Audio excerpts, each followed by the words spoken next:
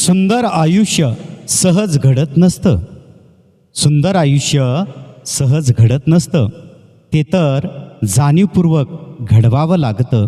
ते म्हणजे प्रार्थनेतून, माणुसकीतून, प्रेमातून, त्यागातून आणि सर्वात महत्त्वाचे म्हणजे ते कृतीतून घडत असतं. डोळ्यातून निघणारा आसवांचा थेंब लहान असला तरी त्याच्यात दगडाला पाझर फोडण्याची धमक असते. ते आसवे थांबविण्यासाठी डोळ्यात घुसून नव्हे तर मनाशी नाते जोडावे लागते.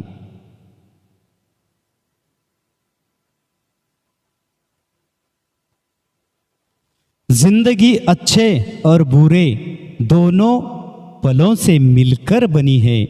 दोनों का अपना अपना स्वाद है. एक के बिना दूसरा